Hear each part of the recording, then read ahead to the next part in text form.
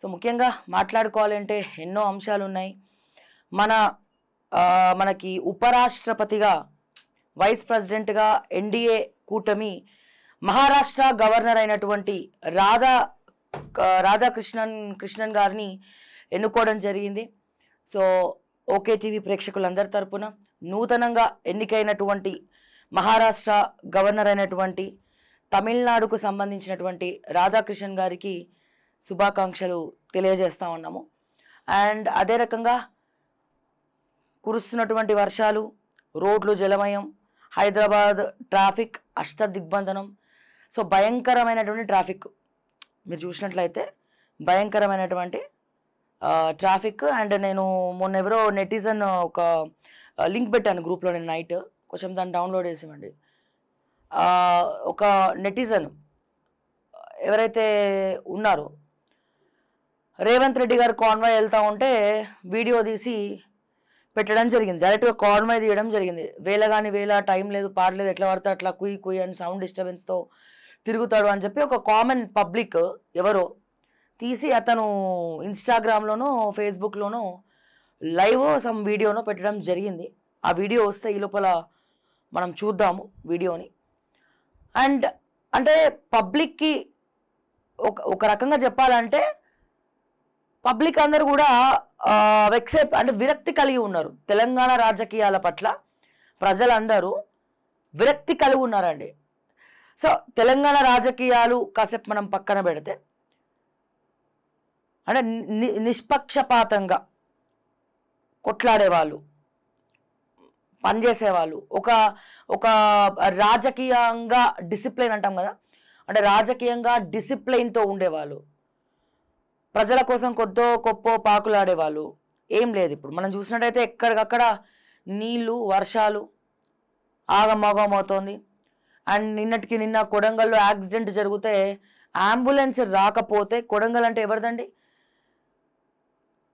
రేవంత్ రెడ్డి గారు ఎమ్మెల్యే, మన ముఖ్యమంత్రి రేవంత్ రెడ్డి గారు కొడంగల్ నియోజకవర్గానికి ఎమ్మెల్యేగా గెలవడం జరిగింది. సో ముఖ్యమంత్రి నియోజకవర్గంలో అంబులెన్స్ లేక యాక్సిడెంట్ అయిన వ్యక్తిని ఈ కూరగాయల బండి మీద తోసుకుంటూ వెళ్తూ ఉన్నారు. సో ఆ వార్త ఎవరు వేయలేదు. నమస్తే తెలంగాణ అది కూడా బీఆర్ఎస్కి సంబంధించింది కాబట్టి, ప్రతిపక్షంలో ఉన్నారు కాబట్టి ఆ వార్త వేశారు. అదే ప్రభుత్వంలో ఉండుంటే ఆ వార్త వాళ్ళు కూడా వేసేవాళ్ళు కాదు బహుశా. కానీ బండి మీద తోసుకుంటూ వెళ్ళారు. అంటే ఇటువంటి ప్రజలలో కాంగ్రెస్ ప్రభుత్వం ఫెయిల్ అయింది. మరి కాంగ్రెస్ ప్రభుత్వం ఫెయిల్ అయినప్పుడు ప్రత్యామ్నాయం ఏంటి? ప్రతిపక్షం ఏంటి? ఐదర్ బీజేపీ లేకపోతే బీఆర్ఎస్. సరే, మరి బీఆర్ఎస్ ప్రత్యామ్నాయంగా ఉంటుందా అంటే ఒకరోజేమో ఫుల్ స్పీడ్గా వర్క్ చేస్తారు, ఒకరోజేమో అసలు ఏం పట్టించుకోరు, ఏం జరగని తలకిందులుగా తపస్సు చేయని ఎవడు బయటికి రారు, పట్టించుకోరు. ఇక చేస్తే అదే పనిగా చేస్తారు, చేయకపోతే అస్సలు చేయరు. అంటే ఎట్లా ఉందంటే సామెత, ఉంటే వైకుంఠం లేకపోతే ఊకుంటాం, ఉంటే వైకుంఠం లేకపోతే ఊకుంటాం టైప్లో అయిపోయింది ప్రతిపక్ష పాత్ర బీఆర్ఎస్ది. కానీ బీజేపీది అయితే అసలే లేదు. ఆ విషయం మనందరికి కూడా తెలుసు.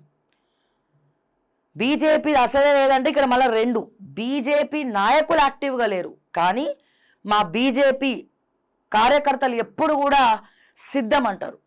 ఇప్పుడు ఎట్లా అయిపోయిందంటే పరిస్థితి, ఆ క్యాడర్కి సంబంధించిన లీడరు ఎస్ ప్రొసీడ్ అని చెప్పకపోతే, ఎస్ ప్రొసీడ్ అని వెళ్ళకపోతే వీళ్ళకి ఎట్లా తెలుస్తుంది?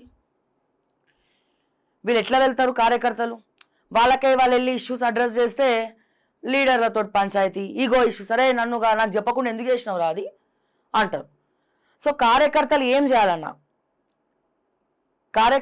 చేయాలన్నా ఈ రోజున ప్రతిపక్షంలో ఉన్నటువంటి కార్యకర్తల్ని కూడా పనిచేయకుండా చేసేది కూడా లీడర్లే, అది బీఆర్ఎస్ అయినా బీజేపీ అయినా. సో ఇటువంటి పరిస్థితుల్లో తెలంగాణ ఒక ప్రశ్నార్థకంగా మారింది. ముందు తెలంగాణ భవిష్యత్తు ఏమవుతుంది అనే పరిస్థితులకి మనం దిగజారిపోయినాం. సంక్షేమ పథకాలు నిల్లు, ఎక్కడా ఏ సంక్షేమ పథకం రావట్లే.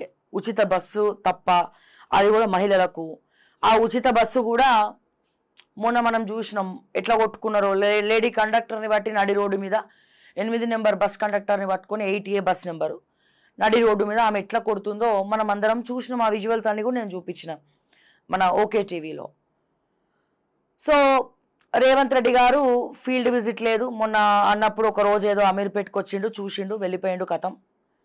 మొత్తం హైదరాబాద్ ట్రాఫిక్ బెస్ట్ కెమెరామ్యాన్ ఎవరు అంటే మా ట్రాఫిక్ పోలీస్ అన్నలు. కెమెరాలు పట్టుకోవాలి, ఫోటోలు కొట్టాలి, మళ్ళీ వాళ్ళు చలాన్లు కట్టకపోతే ఆపి నువ్వు ఏ పని మీద వెళ్తున్నా డబ్బులు లేకపోయినా కట్టాలి. ఎట్లా అయిపోయిందంటే ఇప్పుడు తెలంగాణలో మా ట్రాఫిక్ పోలీస్ వాళ్ళని మార్వడి సేట్లతో పోల్చాల్సి వస్తుంది. మార్వడి సేట్లతోటి పోల్చాల్సి వస్తుంది. ఎట్లా?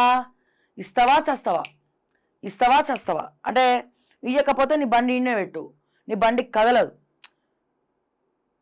ఒకప్పుడు ఎట్లా వచ్చేది, ఇంటికి వచ్చేవి నోటీసులు, చలాన్లు ఇంటికి వచ్చేవి, కట్టకపోతే మళ్ళీ డబల్ ఫైన్ అయ్యేది. లేకపోతే కౌన్సిలింగ్ చేసేటోళ్ళు, సగమన్న కట్టించుకునేటోళ్ళు, పీకల మీద ఇట్లా కత్తి పెట్టి కడతావా చేస్తావా అని రౌడీగిరి కాదు. బట్ ఇట్లా అయిపోయింది ట్రాఫిక్ వ్యవస్థ. ట్రాఫిక్ పోలీసులలో అందరూ ఎదుర్కొంటున్నారు ఇది. అంటే నేను కూడా వాస్తవంగా నేను ప్రాక్టికల్గా అనుభవించిన. అంటే అకౌంట్లో ఒక 200 300 ఉంటాయి. ఆ ఉన్న పైసలు వాళ్ళకి ఇచ్చేస్తే పెట్రోల్ అయిపోయినా ఎట్లా ఒక కామన్ పబ్లిక్కి. సో ఇది ఒక రకమైనటువంటి పరిస్థితి ట్రాఫిక్ వ్యవస్థలో.